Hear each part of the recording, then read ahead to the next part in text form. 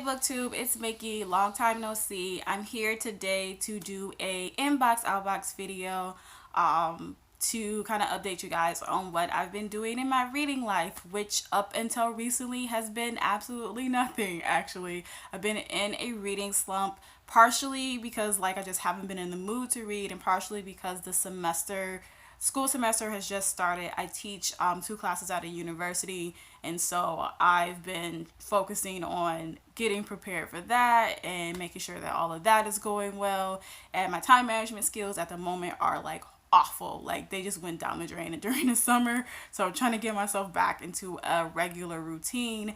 And so reading has kind of fell to the wayside. Since my last inbox outbox video, I've only completed 2 books. Which I'm going to talk about in a second. So yeah, I just kind of haven't been reading a lot. And so, and usually but anyways, I am out the slump. I am reading some really great books at the moment. And so I just wanted to talk to you guys real quickly about some of the things that I've read. So the first book that I finished since my last video was Lolita by Vladimir Nabokov. And when I finished this book, I asked myself the question, did you enjoy this? And I ended up pausing for a while and being unwilling to actually answer the question. And in the end, the answer to the question is yes, I did enjoy Lolita a lot, tremendously. Actually, the more and more I think about it, the more and more I realized how much I enjoyed it. And I believe that sort of weird, sickening feeling you get from the fact that you've enjoyed it is a part of the genius of the book. So I'm going to be doing a separate book review of that one, because that's one that's definitely kind of gotten under my skin a little bit, and I just think that there's a lot that I'd like to talk about on that one. But yeah, I definitely liked it. I gave it 4 stars on Goodreads, and yeah, I got lots of thoughts, so I'm going to try and film a separate video for that. But then the second book that I finished was Homegoing by Ya Gyasi. The thing that I can say about Homegoing is that I think Homegoing is a very solid read, but I do think it's a teensy bit overhyped. I think that there's a lot of good things going on in the book, but there were a lot of things too that I kind of felt were a little bit kind of mediocre, actually, I guess is the best words that I can use to describe it. So Homegoing, the selling point of Homegoing to me, the thing that makes it the most interesting, is Homegoing looks at basically it looks at slavery from the viewpoint of 2 sisters, one who is in Africa, and she marries a British general and gets to stay on the Gold Coast, which is now it's what we currently call Ghana, but at the time I'm not sure what it was called, but it's what's modern day Ghana now. And she stays there, and her sister, who she doesn't know, is sold into slavery in the United States. And we get to watch what happens to the multiple generations of these 2 women's families. Of course, the part that's the most interesting about Homegoing is the fact that it's looking at slavery from the viewpoint of Africans and about their role in the slave trade, which is not addressed very often in fiction. And that was the part of the book that I found the most interesting. I found that section of the book the most interesting. I was always more engaged when we were set in Africa than I was when we were set in the US. For me, the parts that were set in the US were it went over topics and subjects that felt extremely familiar to me, especially as a person who's just read a lot of African American literature. So it just felt really familiar, and there were times that I would even say that I feel like she looks at subjects that I feel like other authors have looked at in a lot better. And so I was not usually as engaged with the sections that are set in the US as I was with the sections that were set in Africa. The second thing also is that the multiple generations thing. So this book looks at 7 generations of these 2 different women's families. So by the end of the book, we have been introduced to 14 different characters. And basically the way that she sets it up is that every chapter is a different person's story. And every 2 chapters, we're looking at a new generation.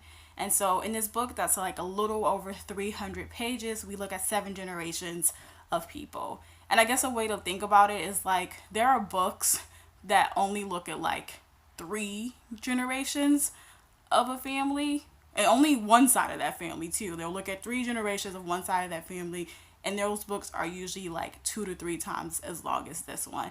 And so it just felt like some of the stories, some of the people's stories got like the shorthand of the stick sometimes. There would be characters who I would get attached to in one section, and then in the next section I don't really get to see them again anymore. They become like these background characters that they matter because they're the parents of the current character who we're looking at, but depending on the story, in some of the chapters the parents of that character mattered more than in others. And so it just sort of felt like I just never got a chance to stay with some of the characters as long as I would have liked. I really appreciate and admire her for the scope of the novel that she attempted to go for, but I kind of wish that the book had just focused in on maybe like a specific generation and explored it, because I just feel like there were just times where I felt like we were only scratching the surface of the issues and of the people and of the characters, because by the next chapter we were on to the next person. So, like, yeah, like, I feel like not a lot of the characters were as memorable as I would have wanted them to be. My favorite character was Akua, who comes kind of later in the book, and I loved her story. And she's actually one of the only characters who I felt had, like, a strong presence from her chapter on. So, like, we see her presence really strongly in the chapter that's focused on her, but we also still see her presence in her son's chapter and then in her granddaughter's chapter afterwards. And so I really appreciated that about that character. Again, I like the fact that I had this character who I was following throughout, for more than one chapter, I guess, is what I was thinking. And then also I liked the sort of spiritual elements that came with Akua. Akua is visited with visions, and one of the themes of this piece is this idea about evil and how it can follow you from generation to generation. And so it's like this idea that Akua is being afflicted with these visions of evil that are rooted in her family's role that they played in the slave trade several generations before. And so it's a really, really interesting concept, but it, like I said, like Akua's stories comes kind of close to the end of the piece. And so it's kind of not present before that. The spiritual element in particular, like it's not really there, at least not as strongly as it is with Akua. And I kind of wish that it had been. I wish it had been a thorough line throughout the piece from beginning to end, because I found it so fascinating and so interesting, and it made that character interesting, and it made the portrayal of the story so much more interesting to me. So I don't know. I think that the book is a solid read. There are some great characters. Akua's one, H is another. There's definitely some really, really great characters in the piece. It gives you a very, very brief, very, very kind of generalized overview of what happened of Ghana's, basically the Gold Coast, Cape Coast's, and the Fonte and Asante tribes' roles in the slave trade. So it gives you a kind of good idea of those things.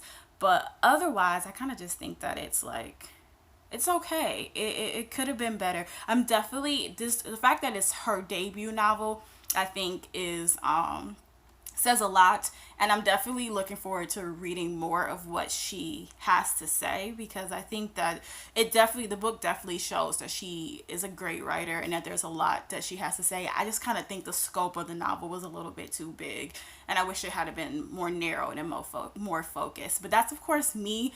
I'm in the minority in this case. Most people I know absolutely loved and raved about this book. And it's not that I'm saying that the book is bad. I just don't think it was as great as people were making it out to be. So I gave it 3 stars.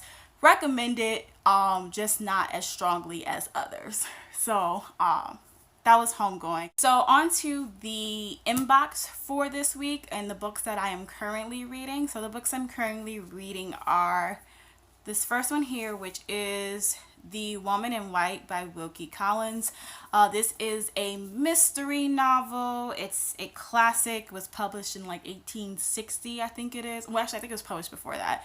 I think it was actually published first in serialization form in Charles Dickens, in a magazine that was edited by Charles Dickens. And this is it in its novel form. I've read The Moonstone by Wilkie Collins before and really loved it. This one has a bit of a spookier feel to it. It's about this man who, right before he goes to take a job teaching these girls in this family about art way out in the country somewhere where he's never been before, he runs into this woman in white, this mysterious woman in white, and there's like a mystery kind of surrounding her. And so there's like a really nice sort of gothic feel to this piece, so I really like it. I've only gotten like 40 pages in it, but I'm really, really into it. And it's great I think it's a great October read. I'll probably be reading it into the next couple of weeks. So it's a good Halloween read, I feel. And I'll let you guys know my thoughts when I finish. And then I'm also going to be reading The Winter People by Jennifer McMahon. So I can't remember her YouTube channel. I don't know why. I remember her Twitter handle because I feel like I see her on Twitter all the time, even though I watch her videos all the time. I think it's a girl with books or something. Her name is Stephanie. I am going to put her channel down below when I find it. But her Twitter handle is Lady Gagnon, and I love it. And that's probably why I remember her by her Twitter handle. But she and a couple of other booktubers are doing a buddy read of The Winter People that starts next week. And so it's a horror novel. It's a novel that's been on my list of books to read for a while. And so I figured I would participate in it to kind of get in the Halloween mood, and also because I just haven't had a chance to do a lot of buddy reads lately. So that is what I'm going to be reading over the next couple of weeks. Let me know what you guys are reading down below. Let me know if you read Homegoing and what you thought about it when you read it. And look for that Lolita video because it is definitely coming. All right, and I'll talk to you guys later. Bye.